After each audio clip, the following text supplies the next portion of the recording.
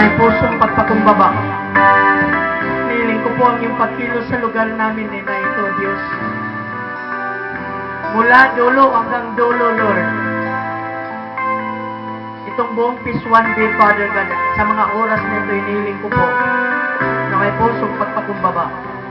Hayaan niyo po, Lord, na maranasan nila ang iyong presensya, ang iyong paghipo sa kanilang mga puso, sa kanilang mga buhay, na maramdaman nila, O Diyos, ang iyong presensya sa mga oras na ito. Mangusap ka sa pamamagitan ng iyong Santong Espiritu sa kanilang mga espiritu, sa kanilang mga puso, sa pangalan ni Jesus. Sa pangalan ni Jesus. Ama, pinakilala kita sa lugar na ito, Diyos. Sinaas namin ang iyong pangalan sa lugar na ito. At dahil dito, aking dinadala sa pangalan ni Jesus. Lahat na naabot ng pagpalakat sinis na ito sa pangalan ni Jesus. Ano man sa karamdaman nila, O Diyos, ano man gawa ng away sa kanilang mga buhay, sa pangalan ni Jesus ay aking pinaulang sisa in Jesus' name. Sa iyong karamdaman, wala kang karapatan sa bawat buhay sa lugar na ito in Jesus' name. Sabihin mo yung iyong sakit. Ikaw, cancer, lumayas ka sa pangalan ni Jesus. Migraine, rayuma, sa pangalan ni Jesus, lumayas ka. TB, sakit sa baga, sa pangalan ni Jesus, lumayas ka. Problema sa anak, problema sa pamilya, sa pangalan ni Jesus, umayos ka. Lumayas ka sa aming buhay.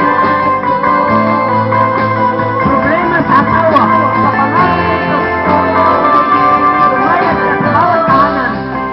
At aking dinideklara, O Diyos, ang kagalingan sa pangalan ni Jesus. Ang kaayusan sa bawat pamilya sa pangalan ni Jesus. Ang mga kabataan na nagdadaanin sa pangalan ni Jesus. Lumayas kayo sa lugar na ito. Wala kayong karapatan sumunod sa kalas sa lugar na ito. Pray in Jesus' name. Wala kang karapatan sa bawat kabataan sa lugar na ito. Sa pangalan ni Jesus.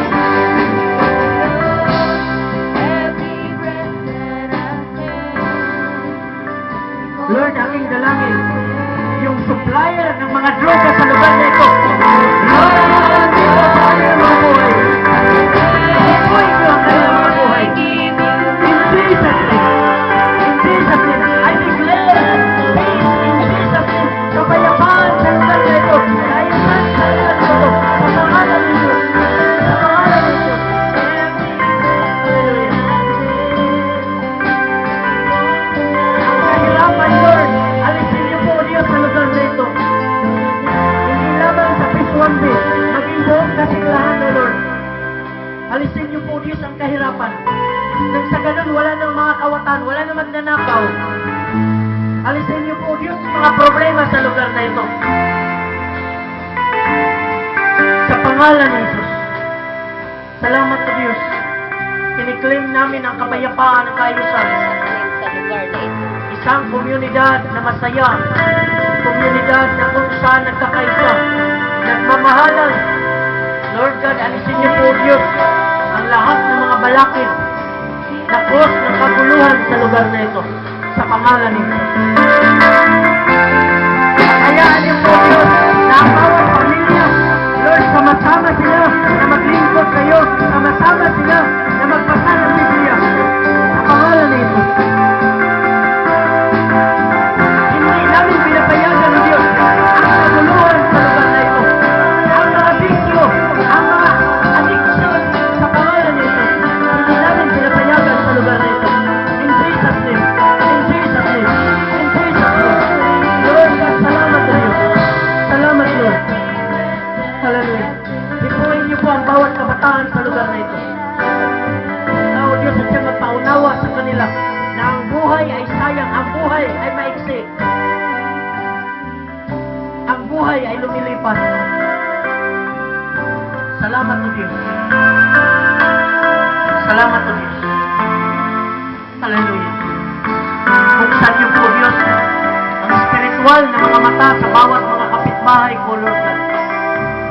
Buksan niyo po ang kanilang spiritual na makita kanila, O Diyos. Na makita nila, O Diyos, ang iyong layunin, ang iyong kalooban sa kanilang buhay. Maraming salamat, Lord. I-bless niyo po, Diyos, ang bawat tahanan. I-bless niyo po, Diyos, ang bawat pamilya. Higit sa kanilang iniisip, higit sa kanilang inaasahan, higit sa kanilang mga panalangin, higit sa kanilang pangarap, higit po, Diyos, sa kanilang nais, Lord. Diyos nilang pagpalain. Salamat, Lord. Salamat, Lord. Salamat, Lord. Hallelujah. Thank you, Lord.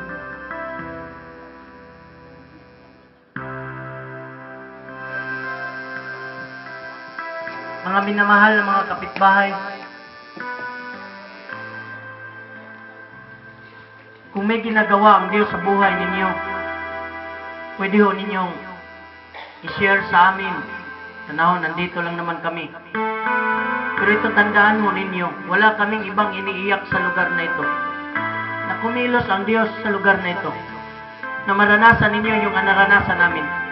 Hindi ho yan sa pamamagitan ng mga material na bagay. Hindi ho basihan ang material na bagay na kung saan nagkakaroon ka ng kagalakan, kapayapaan, kasaganaan. Nagsisimula po yan sa espiritual. Nagsisimula sa espiritual. At nais namin na maranasan din po ninyo yung kagalakan na mamuhay. Excited araw-araw na mabuhay dahil may Diyos na kung saan nagpala sa Kanya. Kapatid, ito sasabihin ko sa iyo. May Diyos na nakatunghay sa iyo. Ipakita mo ang iyong pananampalataya sa Diyos at ipakita ng Diyos ang Kanyang milagro mga gawa sa buhay mo. Sumampalataya kayo kay Kristo Jesus at magkaroon kayo ng buhay na walang hanggan. Sumampalataya kayo kay Kristo Jesus at magkaroon kayo ng kagalakan, kapayapaan, kagalingan, kaayusan sa bawat buhay. Kilala ninyo ako sa lugar nito. Dati din po akong adik. Ng mga kapitbahay ko dito, maliban sa mga bago. Mga kainuman ko yan na lahat dito. Nangamatay na yung iba. Yung iba natitira buhay pa. Salamat sa Panginoon. Pero ang nais kong maipaabot sa inyo, kung ako man ay nakaranas sa presensya ng Diyos at nagkaganito ako, nais ko na iparanas din po sa inyo, na maranasan ninyo. Masarap ang mabuhay na may Diyos. Walang saysay ang buhay kung walang Diyos. Walang saysay, walang kwenta. Mapaangkin mo man ang buong mundo kung wala ka naman sa Panginoon. Mabuti pa kung hindi na lang tayo ipinanganak. Walang saysay ang buhay. Dahil ang buhay ay lumilipas. Ang buhay ay natatapos.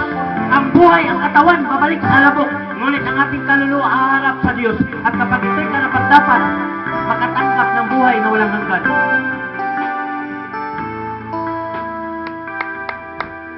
Tanggapin ninyo ang Panginoon. Tawagin ninyo lagi. Ipamuhay ninyo ang Panginoon. Lagi ninyong kausapin. Mula ngayon, mayroong tatlong bagay na nais kong iwanan sa inyo. Una, sa bawat sandali ng iyong buhay, tawagin mo ang Panginoon, magpasalamat ka sa Diyos. Kapag nakakain ka, kahit lugaw yan, pasalamatan lang mo ang Diyos. Kapag nakainom ka ng tubig, na kahit tubig lang yan, pasalamatan mo ang Diyos. Di ba malugod sa iyo ang Diyos? Pangalawa, magbasa po kayo ng salita ng Diyos, ang Biblia. Kaya mayroong National Bible Week. Presidential Proclamation number Toto 42, number Toto 44, and number 1067. Paulit-ulit na binubuhay ng ating mga presidente na kung saan dapat ang bawat tahanan magbasa ng salita ng Diyos. Magkaroon kayo ng debosyon. Pero kapag mura ka agad ang iyong sasabihin, pagising mo sa umaga, kapag sinabi mo agad, boysit, yung buong araw na yan, boysit ka talaga. Pero kapag pagising mo sa umaga, ang Panginoon ang iyong tawagin, ang Panginoon ang iyong purihin, ang Panginoon ang iyong kasalamatan, blessing ang araw na yan. Bless ang araw na yan. Pinagpala ang araw na yan. Challenge sa aking mga minamahal na mga kapitbahay. Tumawag kayo sa Diyos. Magbasa kayo ng Biblia. Pangatlo, maghanap kayo ng mga fellowship na kung saan doon kayo akma